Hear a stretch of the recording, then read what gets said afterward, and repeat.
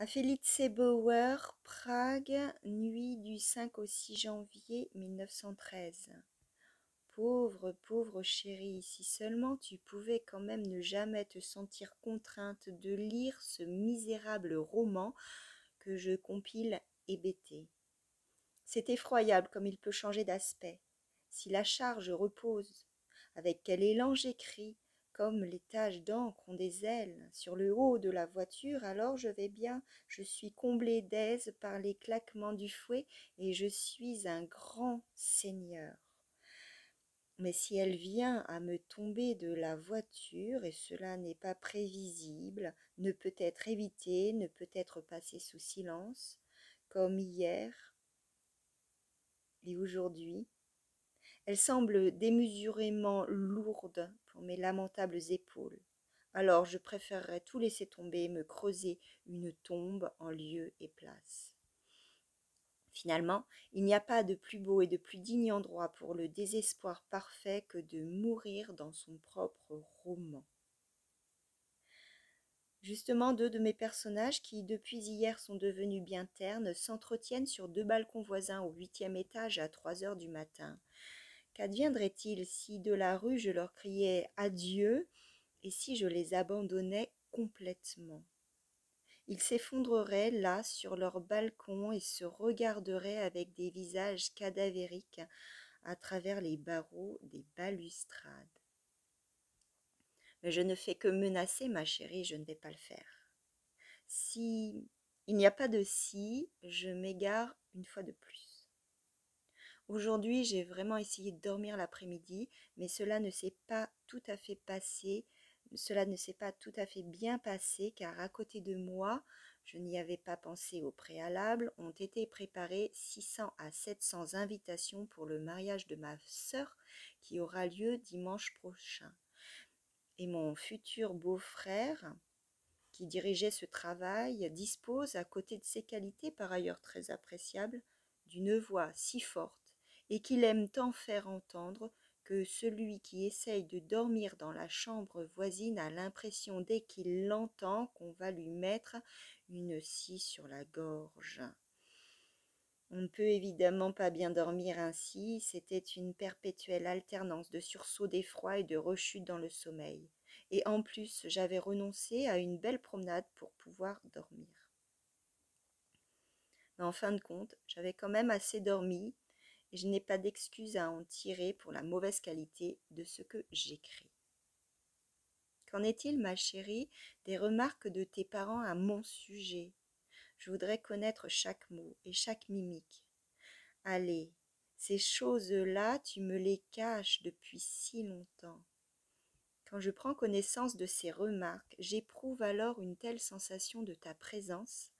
C'est, gai ou triste, tellement fort, et pour moi, qui suis totalement exclue de ta présence physique, si désirable, qu'au plus profond de cette jouissance, je peux garder longtemps les yeux fixés sur ces informations, sans lire, sans penser, sans sentir autre chose que toi.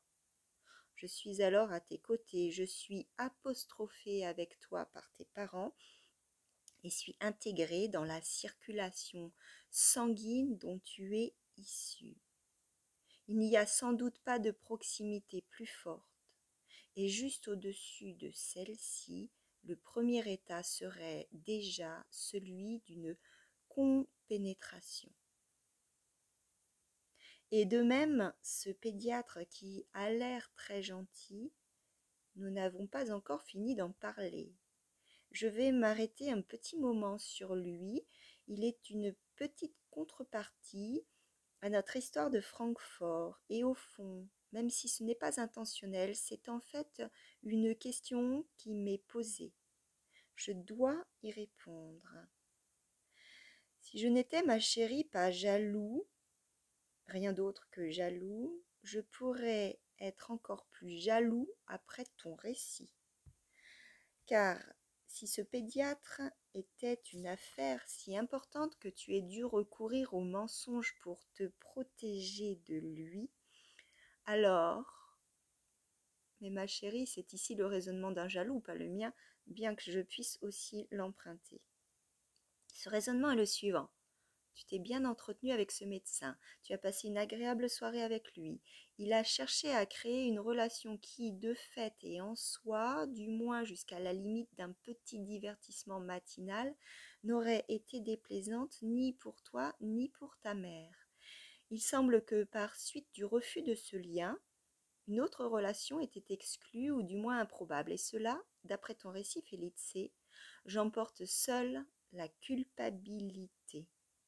La pleine et entière culpabilité m'est en effet imputée. Comment vais-je maintenant porter cette culpabilité? Peut-être avec fierté ou avec satisfaction? Ou séduit par la perspective d'une culpabilité supérieure?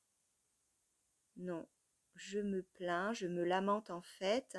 J'aurais voulu que le pédiatre soit monté chez vous, qu'il se soit confirmé que c'est un homme agréable, comme il l'a été à la Saint-Sylvestre, qu'il ait été drôle et perçu comme tel. Qui suis-je donc pour me mettre en travers de son chemin? Une ombre qui t'aime infiniment, mais qu'on ne peut pas mettre dans la lumière. Pouah, la honte sur moi. Maintenant, il est bien sûr de nouveau l'heure de laisser le tourbillon tourner dans le sens opposé. Je serais dévorée de jalousie si j'avais appris à distance que le pédiatre avait effectivement tout réussi, tout ce que je lui ai souhaité avec tant d'empressement sur la page précédente. Et le mensonge que tu lui as fait ne sortait pas de ta pureté intérieure, il sortait de ma bouche, et j'irais presque jusqu'à croire que ta voix était à cet instant-là comme une petite harmonique de la mienne. Mais comment cette opinion peut-elle s'accorder avec la précédente?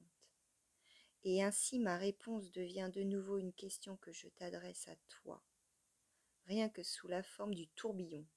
Et c'est de ce tourbillon qu'on devrait m'extraire. Je ne peux même pas y croire. Du reste, la naturothérapie m'a déjà appris que tout le danger vient de la médecine, peu importe qu'il s'agisse cette fois-ci d'un ophtalmologue ou ensuite d'un dentiste et finalement d'un pédiatre. Quelle plume stupide! Et quelle stupidité ne craint-elle pas de transcrire au lieu d'écrire quelque chose de raisonnable comme « Toi, ma chérie », puis encore une fois « Toi, ma chérie », et puis de nouveau toi, ma chérie, et rien que cela. Quand je pense à toi, je suis plus raisonnable que lorsque je t'écris.